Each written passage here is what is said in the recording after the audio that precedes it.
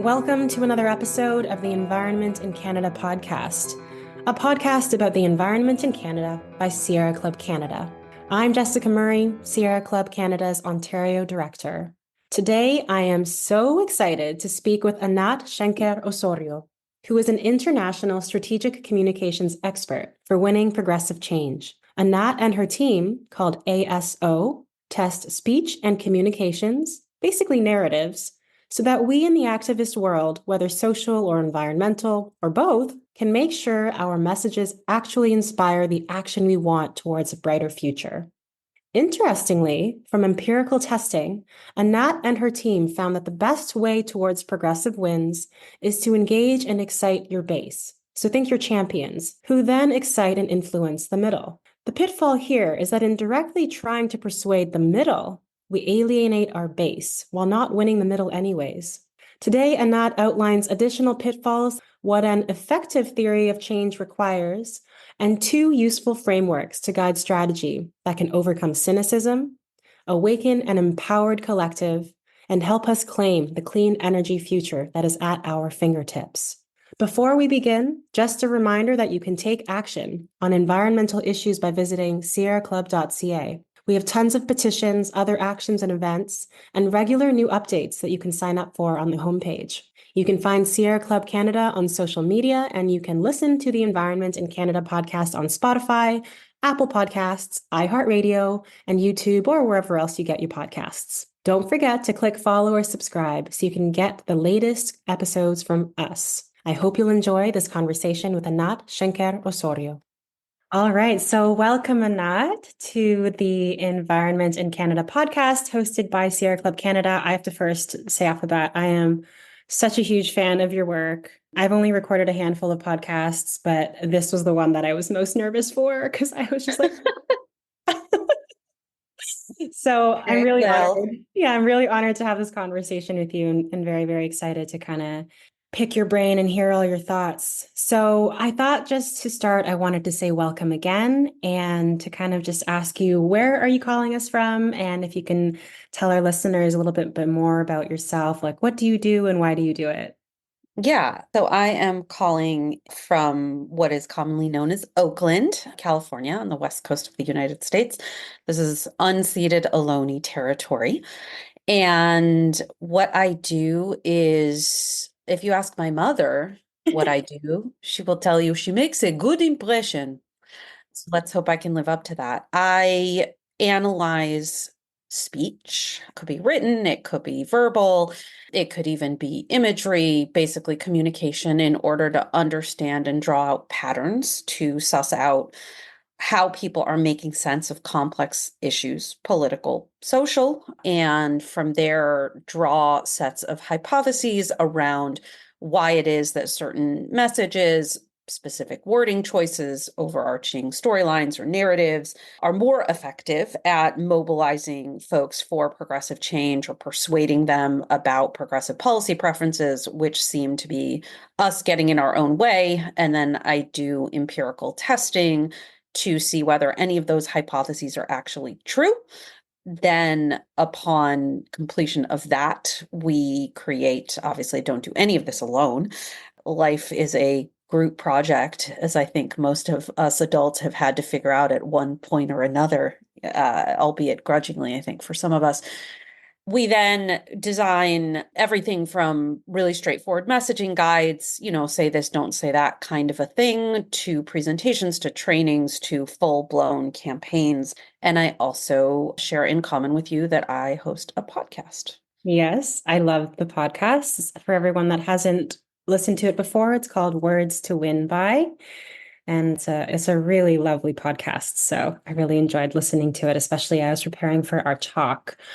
I think of you almost as like kind of like the science of storytelling. And I love that you really focus on testing the different messages to see what actually works, because I think at least I'm not sure if I can extrapolate to both Canada and the US, but the sentiment here, at least in the ENGO sector, is that, about 4 years ago, there was Greta Thunberg, and there was this call to really wake up, and there was a lot of like emergency type of language. And from there, I think, and maybe correct me if I'm wrong, but I kind of perceive that we're in a bit of a rut where it's fueled cynicism, it's fueled a lot of fear, and we're not quite where we need to get to. I mean, at least us over in Sierra Club Canada here, our focus is on really this decade of change. And here we are on year 4, and we've just started to see at least some movement towards saying transitioning away from fossil fuels. So clearly we're kind of like inching in the right direction. The other one I'd like to mention as well is that we've moved from saying, I think 97% of scientists agree that climate change is, man, we are doing it. And so we're no longer fighting about that, which is great. But now, in some ways, we're fighting about something that's even more complex. And it's like the delay of can we do it safely and how soon do we have to do it? And so, why we're seeing the word transition instead of saying kind of a hard and fast, kind of like we're doing it now. So, yeah, I'm kind of gonna let you kind of respond to that first before I move on. Yeah, there's a ton to unpack there. So let me Yeah. try to take it sequentially. So I think that it is absolutely understandable that for people who are already activated and engaged, and so they're persuaded on two dimensions. And in climate, this is especially important to understand. Some issues are what we call persuasion issues. They classically have differences of opinion. Abortion is probably the hallmark persuasion issue. Some people genuinely feel that it is, absolutely wrong, etc. The death penalty is another example.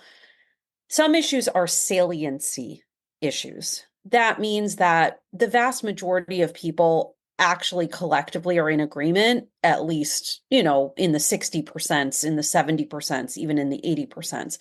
But that issue just doesn't rise to the level of importance, or at least people's perceived importance, as much as other issues. And I really believe that climate change is a saliency issue that the opposition tricked y'all into making a persuasion issue. And in Mhm. so doing, that kid's toy that you get sometimes at birthday parties, it's like a tube and you stick your fingers in it. And when you want to get your fingers out, you pull them both out, and that just makes the fingers more trapped. And Mhm. the only way to get them out is to push in, Okay. thereby loosening. Do you know what I'm talking about? Maybe your face is like, and I don't have children's toys in my house. Sorry. I Maybe actually some do of have your children's listeners. toys in my house, but I don't have that one. Yeah, it's just like a cheap kind of throwaway goodie bag sort of thing, which is, in and of itself problematic, cheap throwaway goodie bag things. I Yeah. digress.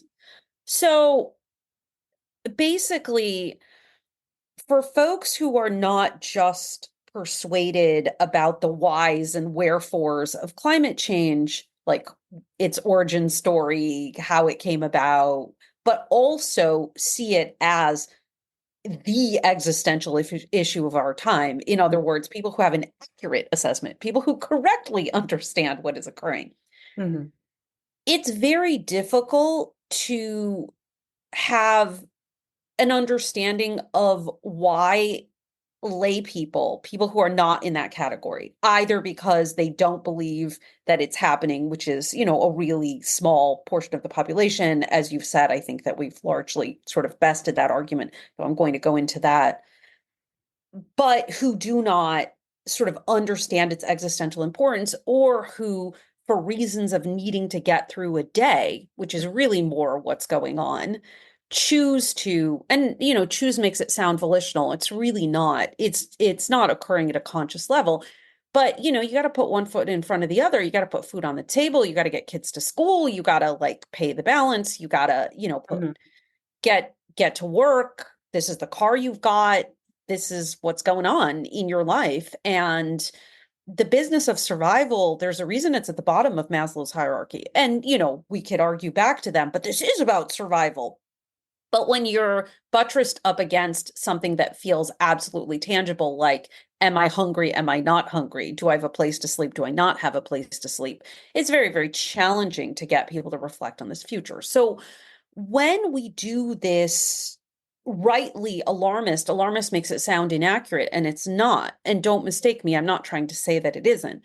But when we profile in our messaging, this is the Titanic, Mhm. most people don't want a ticket to the Titanic.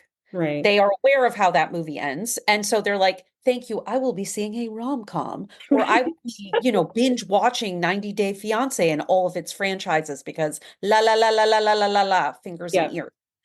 And so, yeah, it is important to actually have a theory of change in your messaging. And a lot of times, the way that NGOs of all varieties approach things is they think their purpose is to raise awareness. Hmm. And as a colleague in comms, Holly Minch, is fond of saying, if your goal is raising awareness, you don't have a goal. That's not a goal. A goal is to make X people want to do Y thing by Z date or Z date. See, look at me translating it to Canadian for you. You're welcome. So let's go back to all the missteps. First of all, the 97 climate scientists. Every time we would test that stat or that poster, because lots of people had it as like a visual, Hmm. people would say, oh, so the jury's still out. There's still some Oh, scientists who aren't sure. Basically, it was just a giant profiling mechanism for 3% of kooks. oh dear. Because what you're saying to people is like, there are some people who don't agree. What you fight, you feed.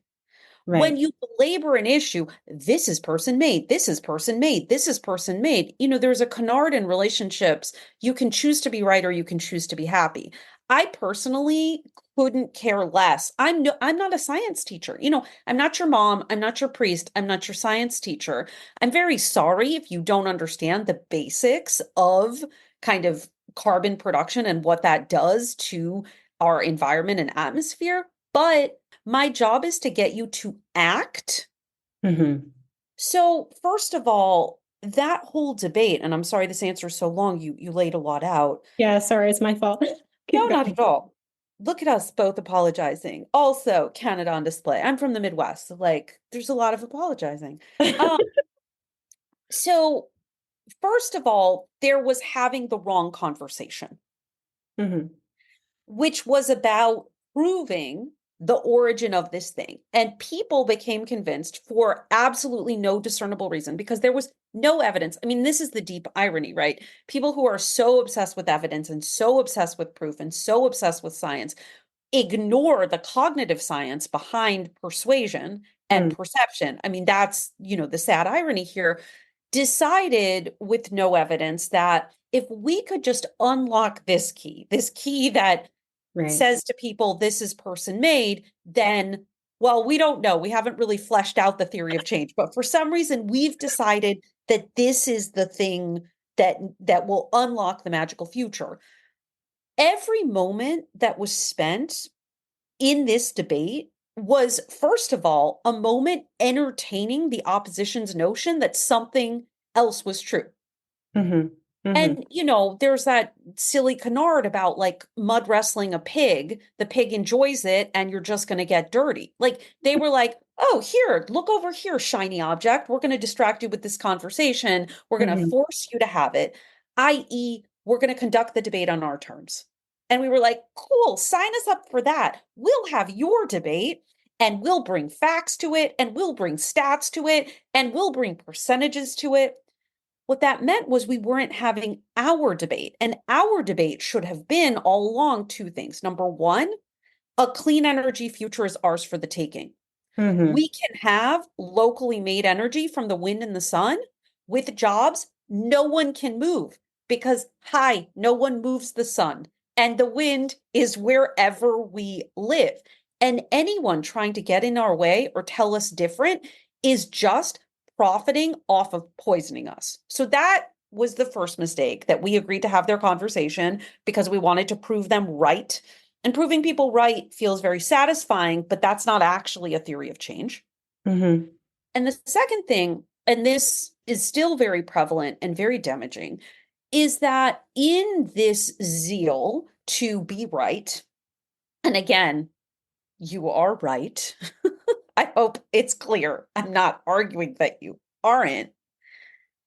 In that, we made climate change a personified entity. So Hmm. we said climate change is raising sea levels. Climate change is making our weather more extreme. Climate change is melting the ice caps. Climate change is, climate change is, climate change is. Well, it turns out you can't send a letter to climate change headquarters You Hmm. can't organize a Twitter storm at climate change. You Right. can't go protest in front of climate change's house because it's an abstraction. Hmm. And anytime we do not make clear that there are people making decisions at fault for the circumstances that we encounter, we shield them from view. Hmm. And so it's utterly unsurprising to see fossil fuel corporations now embrace this idea that they are also helping tackle climate change. They are Hmm. also, our partners, and we understand that a global future requires blah, blah, blah, corporate speak, blah, blah, blah, corporate speak, blah, blah, blah, beautiful images, blah, blah, blah, the ocean, blah, blah, blah, the Yeah. mountain. Of course, they've adopted that. Because we didn't say, I mean, now happily in the campaigns that we see winning, folks have moved to this, but climate change, while absolutely real and person made, is also not an actual human being that you could organize a campaign against. You can't organize a campaign against climate change. So you have to call out the fossil fuel corporations, their CEOs who are, like I said, profiting off poisoning us. Yeah. There's so much to unpack there. There truly is. Like so many questions have popped up and gone back down. So, You open, as we always instruct, with a shared value. You open with something positive. You open with something enticing. You open with something that pretty much anyone with whom you're speaking is going to be nodding their head. It's unobjectionable to like all but the tiniest sliver of people who, are so far for us in a QAnon hole that like they can't be reached by human sound.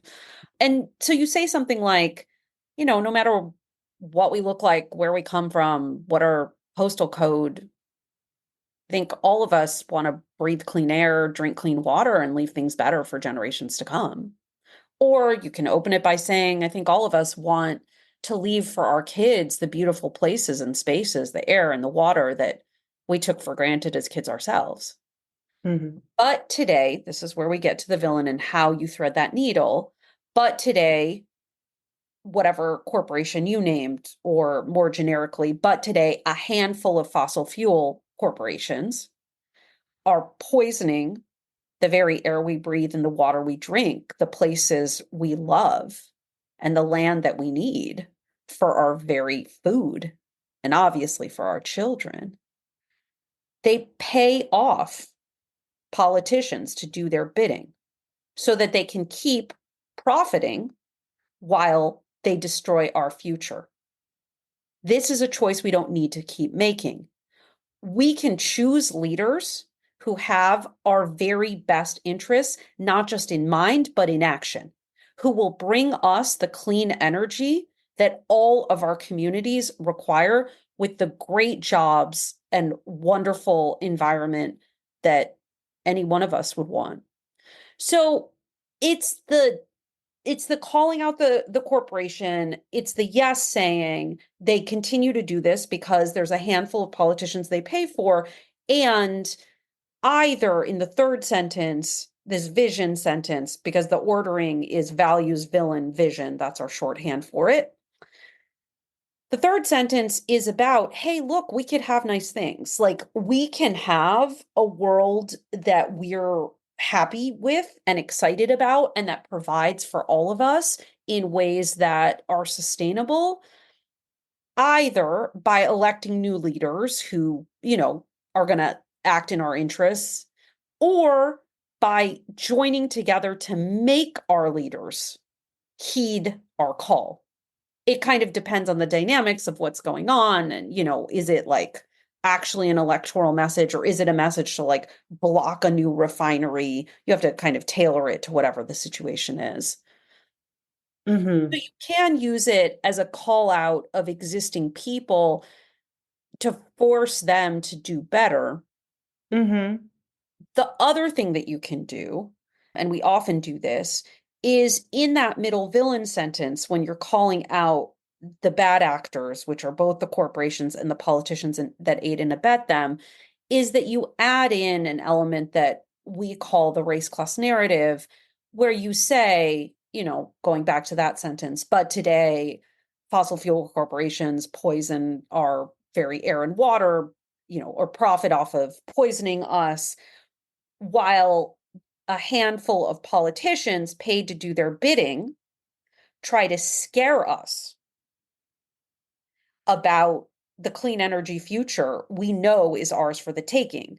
They hope that if they can get us pointing our finger in the wrong direction or fixated on how we need these corporate killers, we will let them keep operating with impunity, but we know better. You actually call out the magic trick. You call out, in the same way that when a magician is doing a sleight of hand and someone tells you, oh, that's how that's done, like the trick loses all of its ability and charm. And you're like, yeah, whatever. I know why that card appeared out of nowhere.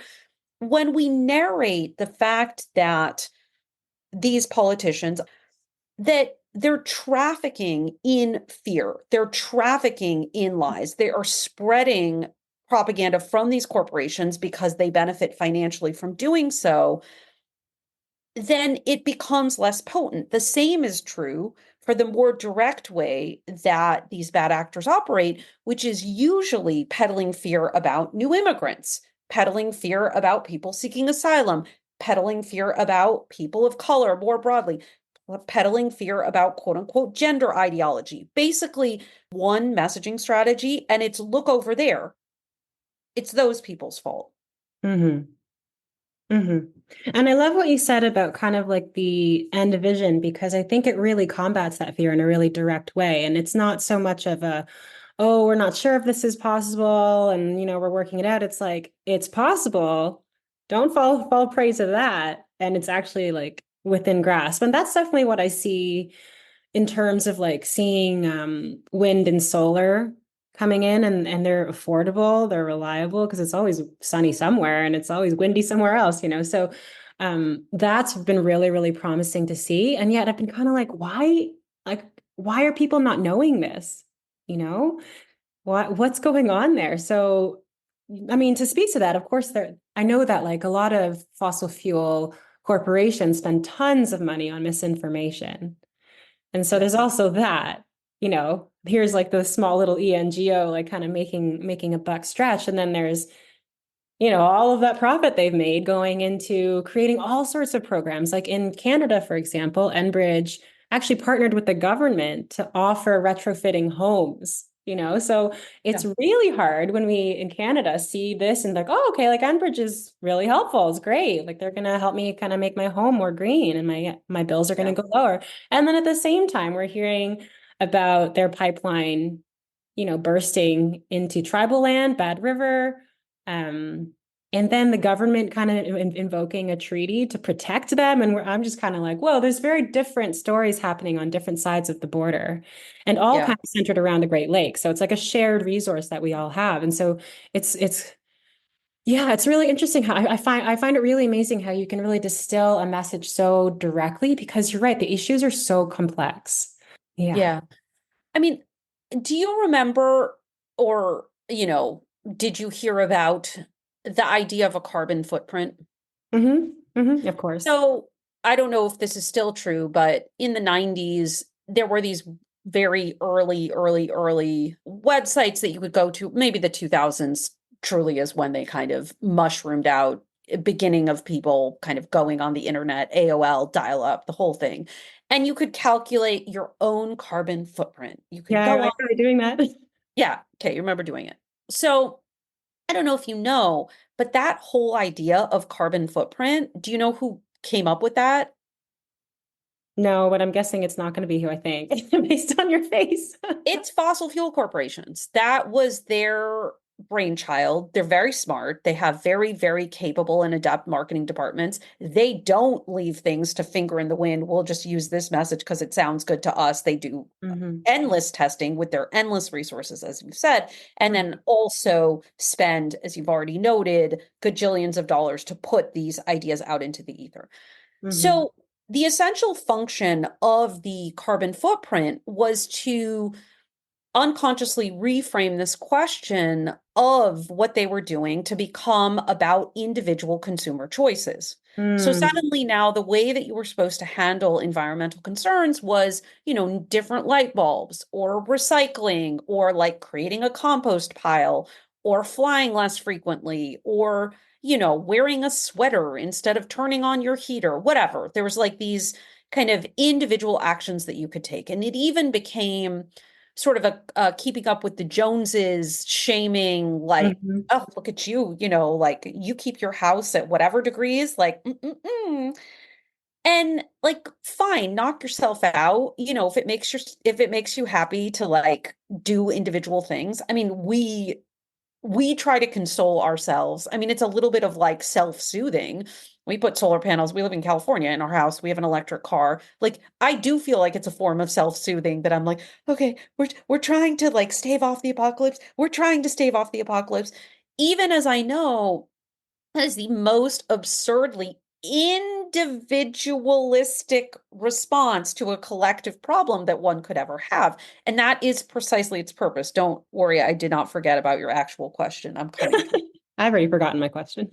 So they did that because if people who are paying attention and who are tapped in and who are, avid news consumers and politically engaged, if we can like wrap them up over here in the purchasing of light bulbs and Mm, eventually, for some really stratified elite class of them, at least initially can afford electric vehicles, they're getting more and more and more affordable now that there's like actual competition and so on, then cool, we'll like tie those people up. Again, that same finger trap thing. Like, go mm, be busy over here. Go be busy over here. Here's a shiny object. Go over here. Go do this. Go recycle. Recycle. That'll occupy you and you'll feel good. You'll feel like you're doing something. If you're doing that, then what you are not doing is amassing collective power and being out in the streets every day demanding of your government, for even contemplating this pipeline. Like, I'm mm, going to take a little break from recycling today because I'm going to go sit in front of that site every single day unless and until, you stop that. It mm, blocks people from understanding this as something that requires collective action, not individual action, and something that is not caused by millions of individual consumers, but rather by the actual producers of the garbage in the first place, who leave us in a position where we have no other choice than to get, the cheapest car that we can afford because we got to get to work. We got to mhm, get to work because we got to feed our kids. Like, that's not negotiable. mhm, So that brings us to your question. And what do we do when these same slippery actors greenwash what they're doing by saying, like, here's now, not only are they telling you to go get a better light bulb, they're actually giving out better light I was bulbs. gonna say, yeah. Not, They yeah, make them it's themselves? yeah, yeah.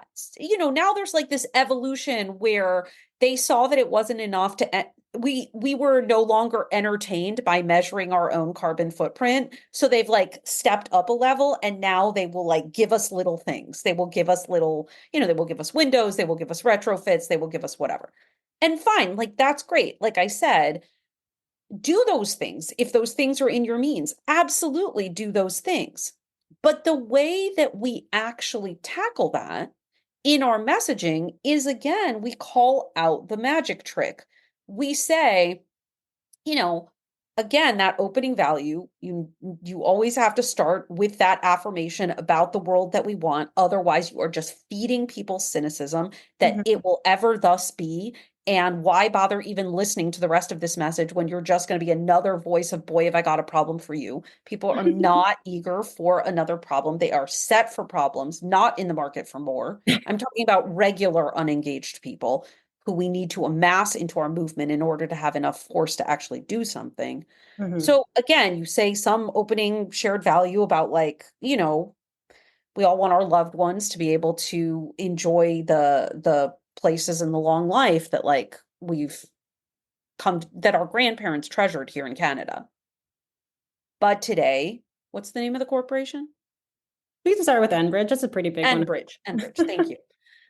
But today, Enbridge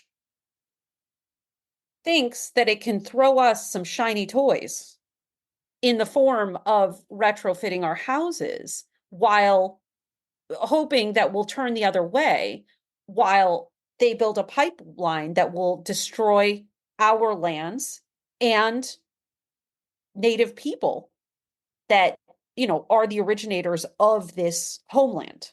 Mm-hmm. If they think that they can buy us off with some nice windows, they've got another thing coming. Hmm. We know that a clean energy future is ours for the taking. And we do not need to settle for half measures that simply offer a handful of upper middle class people a nicer roof. Mm-hmm. We know that we can have a Canada where anywhere and everywhere we get our energy, it's from sources that nourish us and create jobs in our community. Like you just say, they're giving you an ice cream cone to like not show you that they are also like pumping you full of cancer. Yeah. And I love Yeah. that it also kind of speaks to the audience as if like, we know that you're also this intelligent to not fall for Yeah. this. And they're like, yeah, I don't want to be duped. I'm not, you know, I'm not a Yeah. dummy. Yeah. Oh, I really love that. That's really, really great. To speak more about Canada and the US, I wanted to kind of find maybe a story that you're working on or like a project that you're working on that there are those wins. Because I think the tangible, like, this group did this and that was the result can be really helpful, especially for people kind of feeling like, well, even if I did sign the petition, like, what's that going to do? So I Yeah. wanted to see if we could really pull a good concrete win for our listeners. Yeah. And let me do two.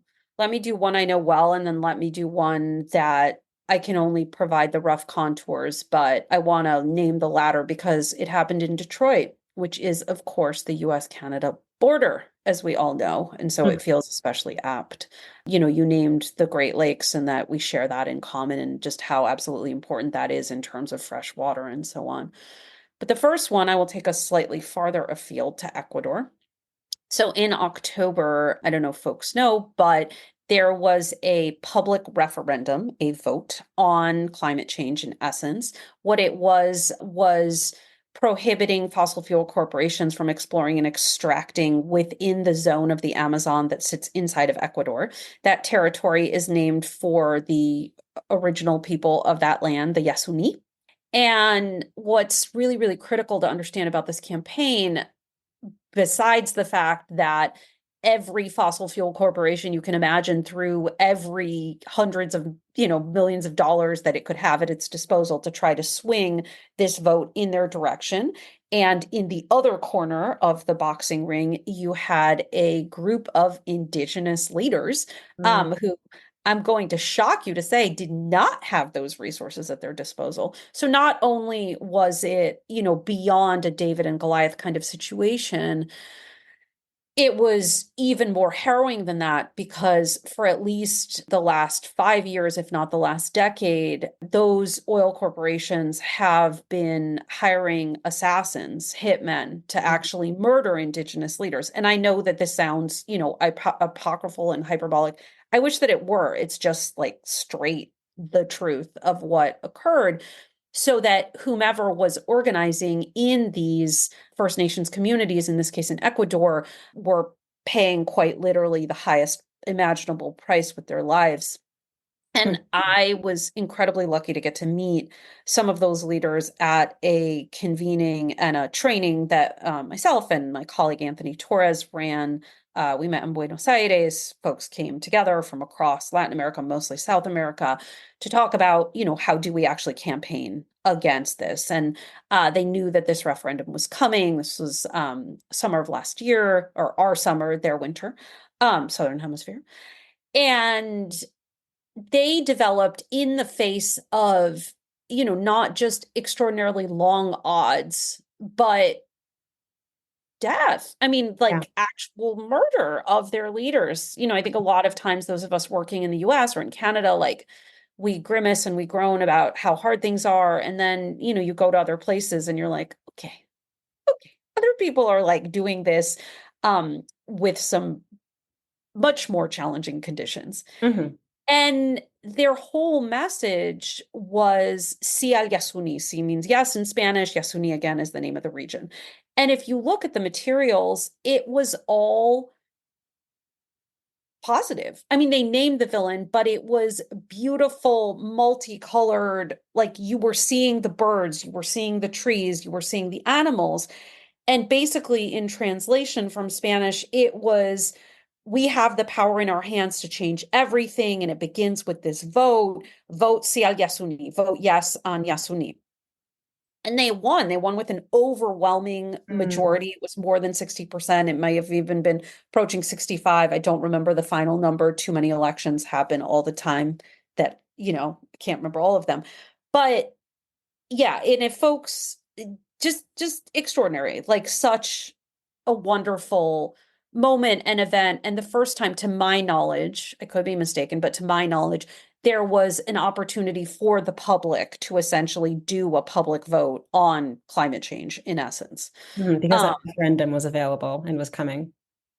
Yes. And there aren't a lot of opportunities to like actually register this is how I feel about this and this is what I want to have happen, which is the essential problem of climate change messaging. The essential problem of climate change messaging is that the message endings, what we call in our work the so therefore we should X, Mhm. Mhm. is very hard to construct for people Mhm. because there are not obvious things to direct people to do. So, that was a rare example when that was very, very clear. I guess other examples are when there are these COPs that happen and people can sign on to this or sign on to that. I mean, one can argue whether that has any kind of teeth in terms of actually, but so the closer to home for you, and to some degree for me, I no longer live in the Midwest, but still, uh, is uh folks at We the People Michigan, which is a grassroots organization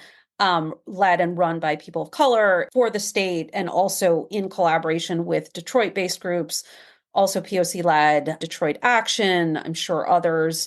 If I'm missing them, that's purely just I'm being remiss and I apologize.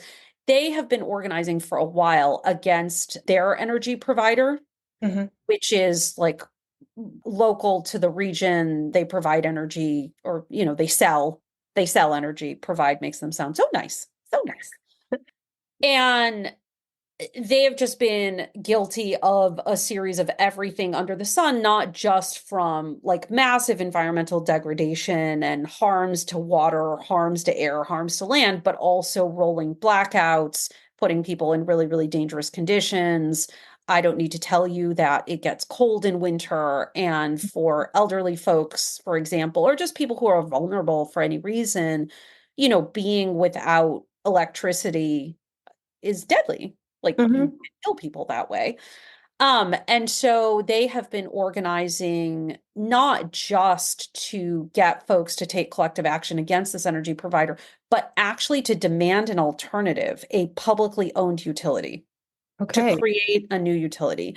And they've made gains along that process. They've successfully sanctioned DT, the energy provider, and they continue on their journey. Again, it's really critical, and they've done this to have a so therefore, a thing that you're trying to get people to be for. In this case, maybe the seemingly far-fetched, but possible having of a public utility, replacing private corporations. Things that are utilities should be maintained by government and by the people. They should not be, just like you have a public healthcare system. I wish we did, but Mm.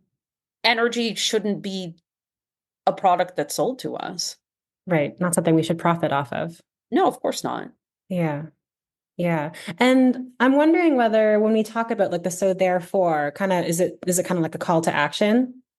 It's the call to action. It's the last part of the message. It's the vision. It's we often are kind of stand in for it is join together to demand XYZ, which is, pretty ambiguous, but Mhm. absent a more concrete thing to which we can direct people.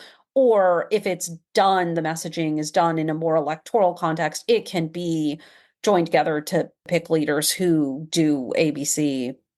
Yeah. It is the call to action.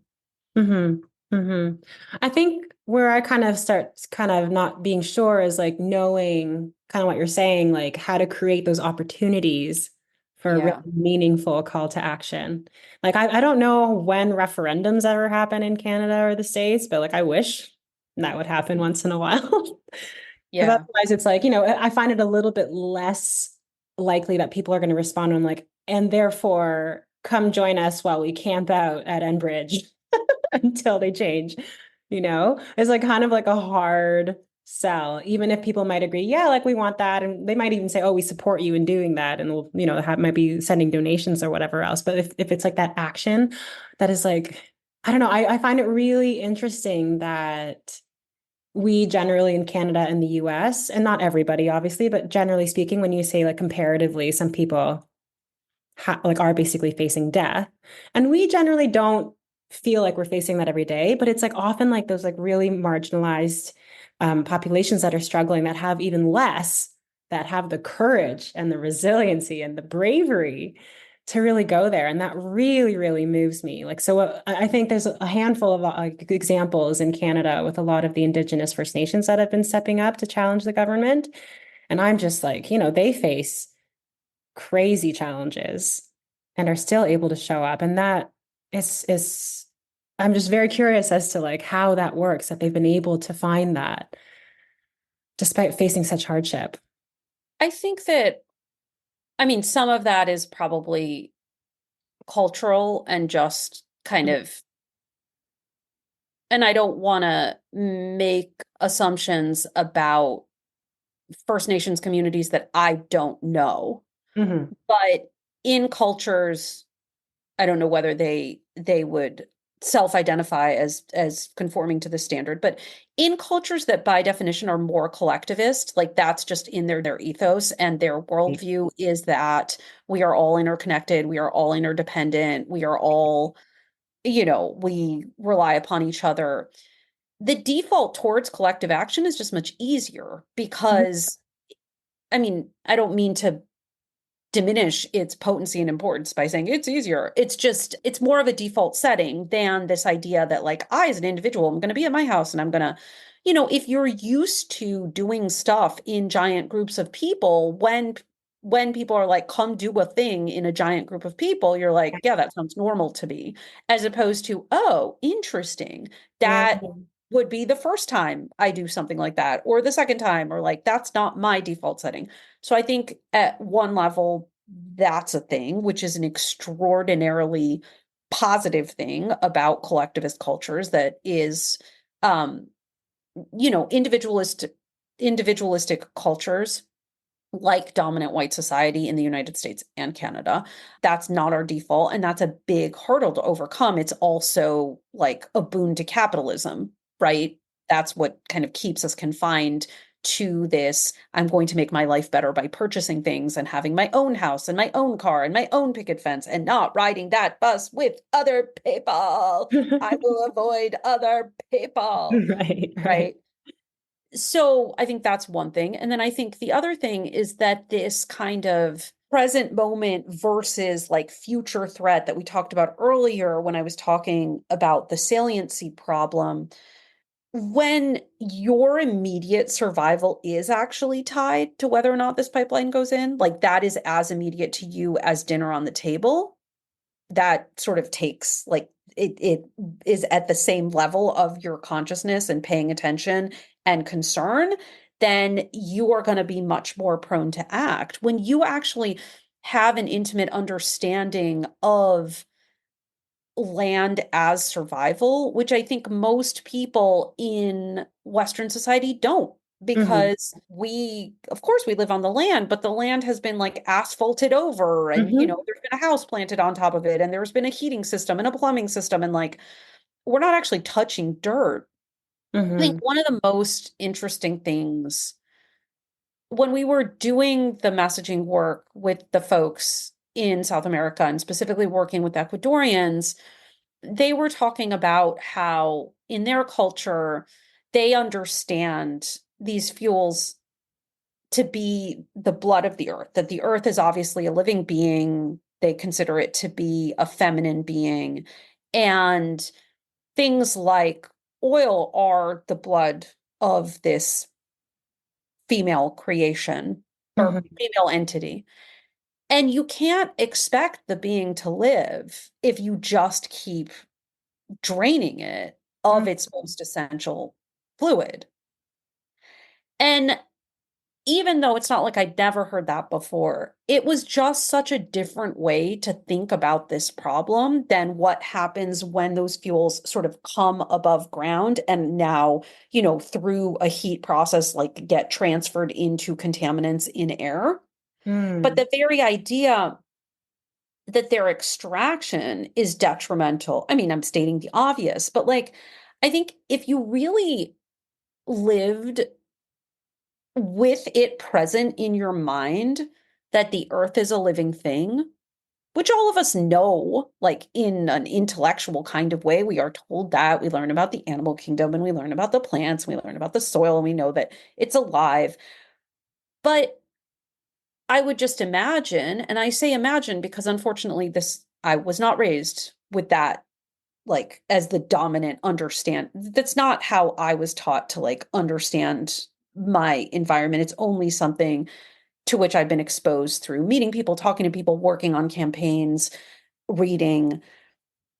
I think that if that is how you felt, Mhm. then, would you let someone come into your house and like put a needle in your mother and Right. just like start taking her blood? Like you would scream blood. I mean, you Right. would turn into a wild. I mean, I'm just thinking if someone did that to my mother or, my children watching someone do that to me, you would go ballistic. You Mhm. would go ballistic, and Right. rightly so. And I think that we're pretty divorced from that understanding. Yeah. Yeah, I think that's a really, really good point. The other night I was at a meeting with Metrolinx, which is a transit kind of agency, really an extension of our provincial government here. And they had the misstep of providing preferential treatment to a predominantly white neighborhood that is the riding of our premier, and really just ignoring this marginalized, highly POC kind of community. And so they've been fighting along, fight. It's been over a year. Some urban Indigenous are involved. And Cynthia Bell, who is the executive director at Ignagbi, which it's an Indigenous youth agency here in Toronto, where I live.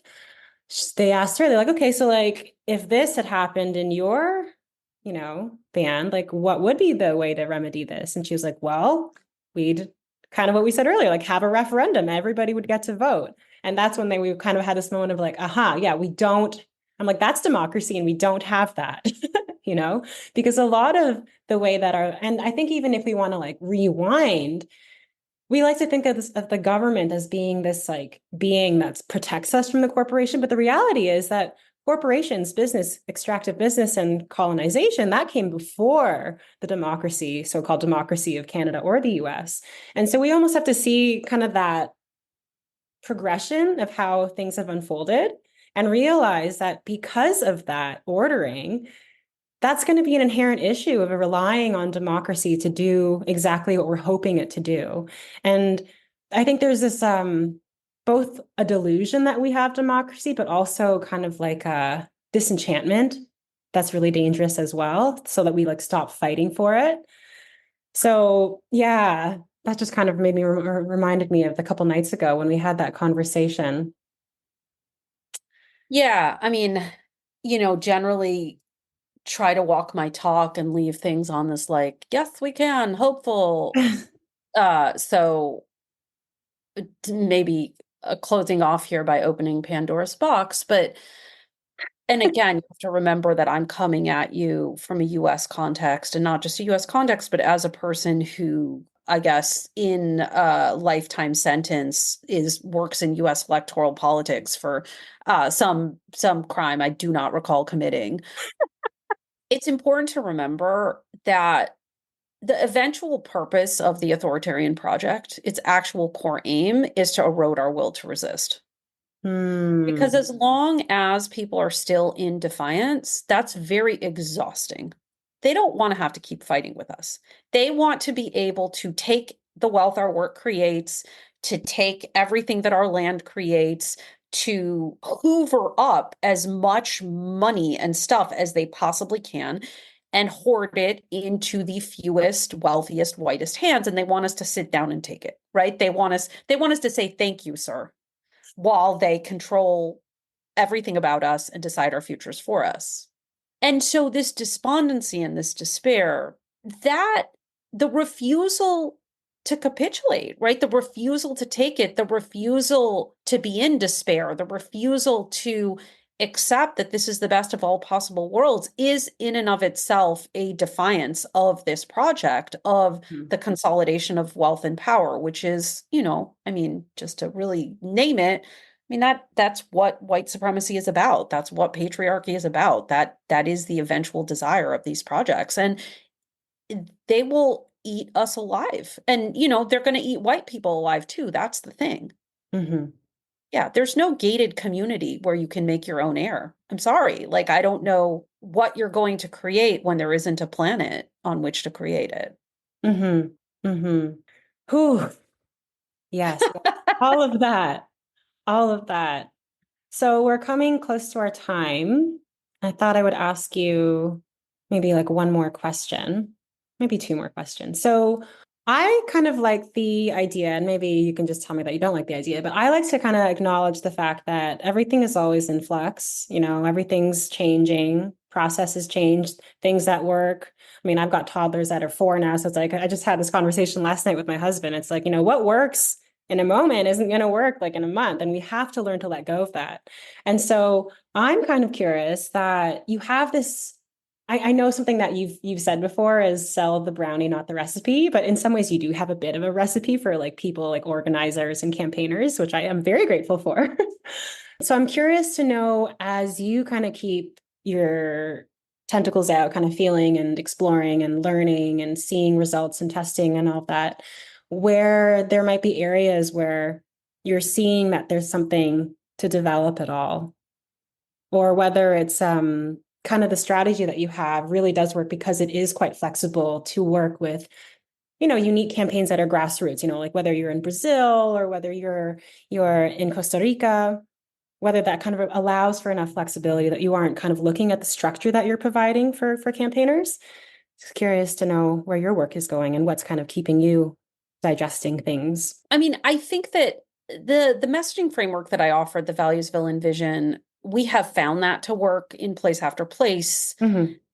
Every place is different, every culture is different, every language is different, and so on. And so the devil is, of course, in the details, and how you articulate things changes and matters. But there are also just things that are essential about human cognition and why we want things, why we do things, why we believe things, why we engage in things that actually are quite shared among humankind. We are the same species, very Hard to much believe so. sometimes. Hard to believe, but there you go. We are, even as we live in extraordinarily different contexts. And so I think that because people have to respond to so many different situations, our approach, if we're not working with them directly, like, here is the campaign that we are designing for you, here is the look, the logo, here are the images, like, here's the ad, here's the, we're just doing a consultation or we're doing a training. We do kind of lift up overarching principles that we've seen work over and over and over again, and then you gotta apply them to your thing. Mm-hmm.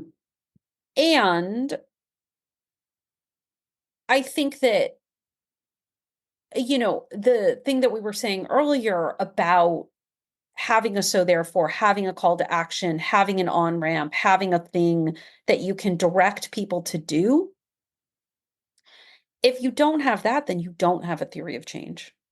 If Mm-hmm. you have not thought through, I mean, at its most basic level, the way that we teach strategic communications is through an easy to remember acronym. It's GAME. And those letters stand sequentially for goal, audience, message, engagement. And there's a reason why it's a word. It's because if you rearrange the order of those letters, it doesn't spell anything. It's not mage, it's not a gayum, it's not agum, it's GAME. Uh-huh. And so when people come in, with their engagement strategy, right? So they start with like, we're going to strike, or we're going to march, or we're going to sit in front of Parliament every Tuesday. That's fantastic. That's engagement. Or they say, oh my gosh, we came up with the cleverest URL. It's called Fridays for Future. Or, we came up with the cleverest name of the thing. It's Sierra Club or whatever. That's message. You can't start there. You have to start in a disciplined way with, this is what we are trying to have happen by this day. Okay. And again, that can't be, we are trying to raise awareness. That's not a goal. And also you're probably, I don't know how it is there, but like here, people understand that energy corporations that does not a strategy make. Yeah, I think that's my main piece of advice, is that you have to have a clear set, defined, this is what we're trying to do right now, this month, or this 6 months, or this year. And then that changes and it grows and it gets bigger and it's responsive to conditions. It's a theory of change. It's not I know everything about the world ever and can accurately predict all things that will occur of change. And I think that's the starting point, that then you figure out your audience on the basis of that goal. You figure out the message that's going to match that audience, etc. And then you figure out how you're going to make them hear that message, but it all flows from the thing you're trying to get done. That's a really nice way to end, I think, to really kind of let listeners, whether it's campaigners, organizers, or activists, people that just are concerned about the environment, to really think about like what it is that we really want to get done. I think, sometimes we have ideas and it's like, oh, we want to do this thing. And it's like kind of detached from that goal really leading it. And no longer will it ever be to raise awareness. Never allowed again. The future is made out of the decisions that all of us make together, that we are, in fact, the ones in charge. And the reasons why these entities that presently hold so much power are doing all that they're doing is because they're very, very aware that the many can, in fact, defeat the money, and that any and every time the many get together, we do. And so they need to stop that from happening. Thank you so much, Anat. It was a real pleasure to be chatting with you. And I look forward to seeing what you get up to next on your podcast as well. Words to win by, if anybody would like to have a listen. That's all for today. Hi everyone, Connor Curtis, Head of Communications at Sierra Club Canada, just jumping in here to say that we have a webinar coming up on April 25th about how to communicate with others on climate issues in your community. So if you are listening to this, please do check that out, or check out many of our other opportunities. You can find this webinar on Sierra Club Canada's social media. We are forgoing the Q&A this week, given the length of today's podcast. However, please do send us your questions at info@sierraclub.ca, and we will be happy to answer them. A reminder that we have tons of petitions, other actions and events, and regular news updates you can sign up for on the homepage of our website, sierraclub.ca. You can find the Environment in Canada podcast on the Harbinger Media Network, Spotify, Apple Podcasts, iHeartRadio, and YouTube, or wherever you get your podcasts. This podcast also airs on CKUT Broadcast Radio in Montreal, 90.3 FM, bi-weekly on Tuesdays at 11 a.m. ET. Don't forget to click follow or subscribe so you get the latest episodes from us.